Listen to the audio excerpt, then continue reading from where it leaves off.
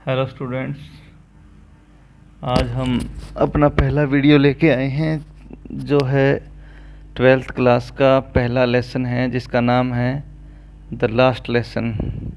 अल्फोंस डोडेट ने इसको लिखा है जो एक फ्रेंच नॉवलिस्ट हुए हैं। इन्होंने कुछ शॉर्ट स्टोरी भी लिखी है। और जो लास्ट लेसन है हमारा, ये जो सेट किया गया उन दिनों में जब फ्रांस और पर्शिया का युद्ध हुआ था 1870 से 1871 तक। इसमें क्या है, फ्रांस जो था वो हार गया था पर्शिया से। जो पर्शिया है वो अभी जर्मनी का पार्ट है। और हुआ क्या था कि जिसके जो दो शहर थे, अल्सेस एंड लोरेन, इनके ऊपर कब्जा हो गया था जर्मनी का। अब किसी भी देश का जब दूसरे देश के ऊपर कब्जा होता है तो जिस देश को जीता जाता है उसके ऊपर क्या क्या फ़र्क पड़ता है वो इस लेसन के ज़रिए हम समझ सकते हैं। तो आओ शुरू करते हैं इस लेसन को, द लास्ट लेसन। मैं इस लेसन को वर्ड टू वर्ड पढ़ाने की कोशिश करूँगा ताकि जब आप इस लेसन को दोबारा पढ़ें तो आपको आसानी से समझ में आ जाए। और एक बार जब समझ में आ गया तो समझिए कि आपको फिर लैंग्वेज पे भी अच्छी पकड़ हो जाएगी, आपकी वोकैब भी अच्छी हो जाएगी। तो देखिए, कोशिश करते हैं इस लेसन को समझने की। I started for school very late that morning and was in great dread of a scolding.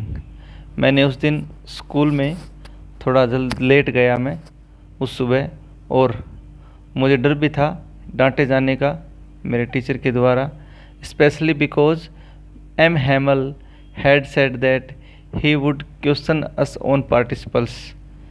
इसमें जो नरेटर है वो बता रहा है कि किस प्रकार वो तो थोड़ा डरा हुआ था जब स्कूल जा रहा था, क्योंकि उसका जो टीचर है एम हैमल, उसने कुछ क्वेश्चन दिए थे उसको पार्टिसिपल्स के ऊपर और वो पूछे जाने थे। And I did not know the first word about them, और मुझे तो उनका पहला शब्द भी नहीं पता था कि पार्टिसिपल्स होते हैं क्या है। फॉर ए मोमेंट, एक पल के लिए, I thought of running away and spending the day out of doors. पहले तो मैंने सोचा कि चलो बाहर निकल जाते हैं और सारा दिन दरवाजे से यानी कि स्कूल से बाहर बिताते हैं।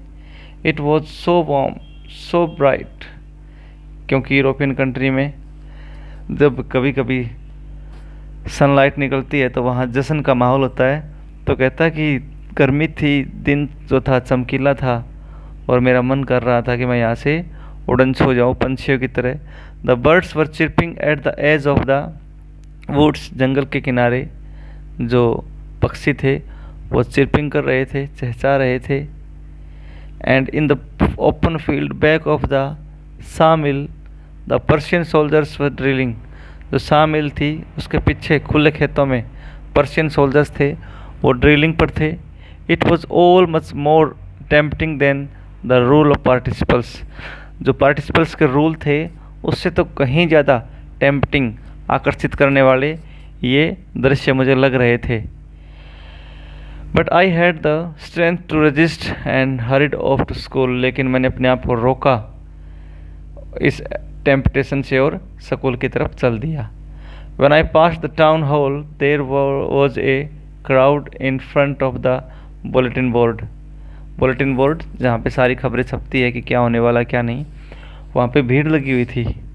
For the last 2 years, all our bad news had come from there.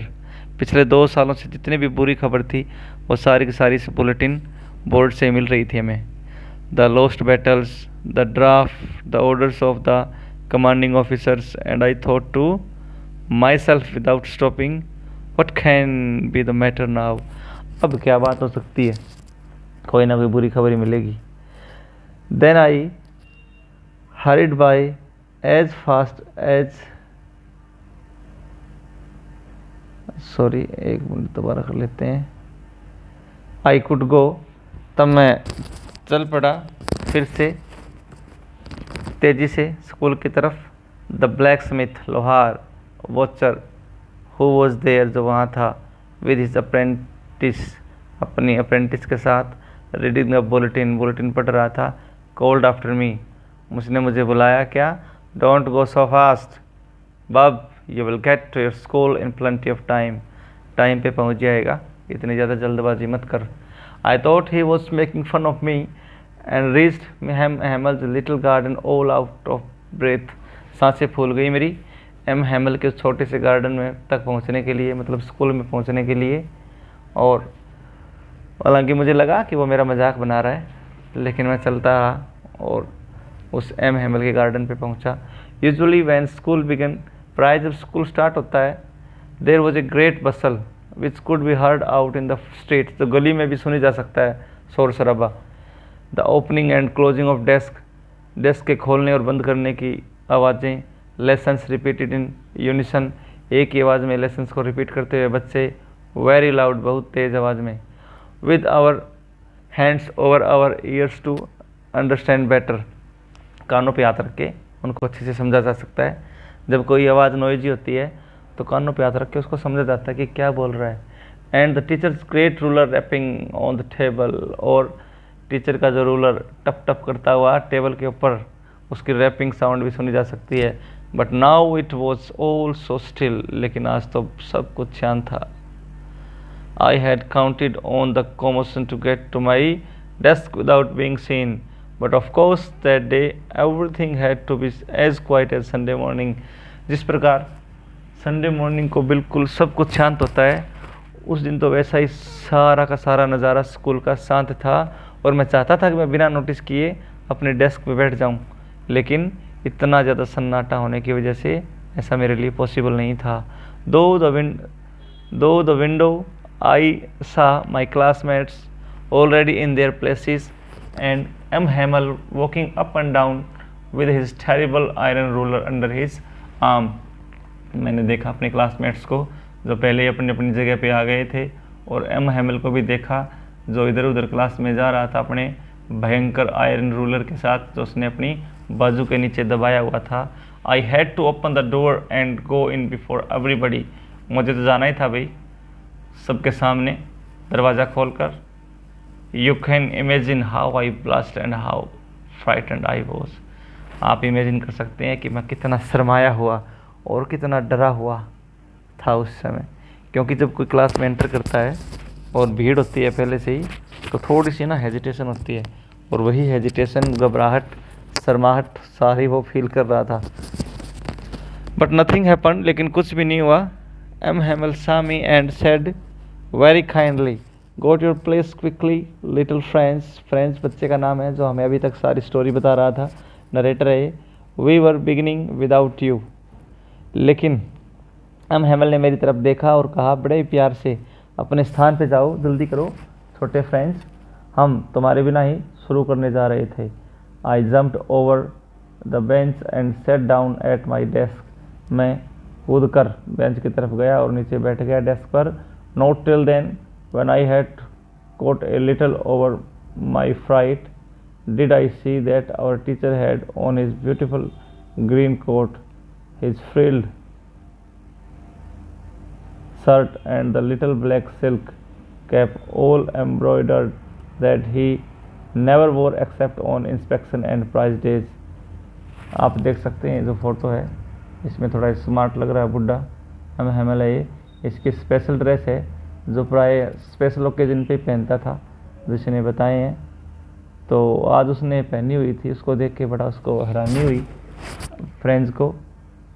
Besides, इसके अतिरिक्त the whole school seemed so strange and solemn, बड़ा ही विचित्र लग रहा था, अजीब लग रहा था, शांत लग रहा था, गंभीर लग रहा था पूरा का पूरा स्कूल।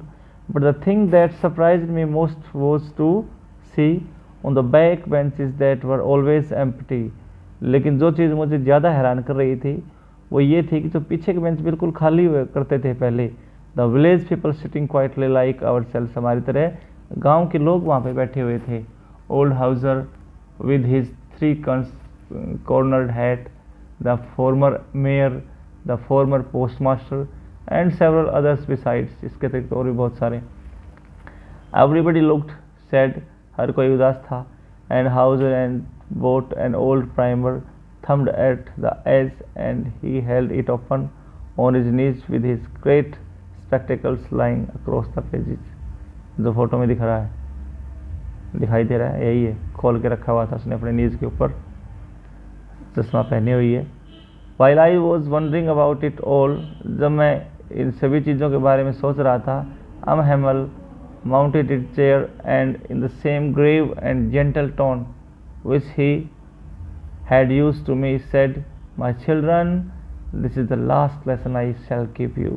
बड़ी गंभीर आवाज़ में, ग्रेव का मतलब वैसे तो होता है ये क्या बोलते हैं कब्र, लेकिन यहाँ पे गंभीर, बड़ी गंभीर आवाज़ में और जेंटल वॉइस में बोलता है वो कि मेरे प्यारे बच्चों, ये हमारा लास्ट लेसन है जो मैं आपको आज पढ़ाऊँगा। The order has come from Berlin to teach only German in schools of Alsace and Lorraine. Order आ गए हैं बर्लिन से, अब अल्सेस और लोरेन के स्कूल्स में केवल जर्मन भाषा को पढ़ाया जाएगा। जो हम पढ़ रहे हैं बच्चों, इसमें हो सकता है प्रोनाउंसिएशन थोड़ी सी डिफरेंट हो, ज़्यादा हमें अंग्रेज़ पढ़ने की ज़रूरत नहीं है। जैसा आपको पढ़ा रहा हूँ आप पढ़ लें, हमें सिर्फ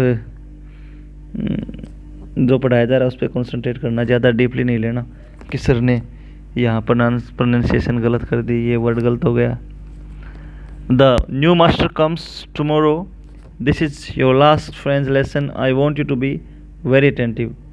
अब जो नए टीचर हैं, नए मास्टर हैं, वो कल आएंगे और यह है तुम्हारा लास्ट लेसन है फ्रेंच भाषा का, और मैं चाहता हूँ कि तुम सारे के सारे इसको बड़े ध्यान से सुनो, अटेंटिवली सुनो।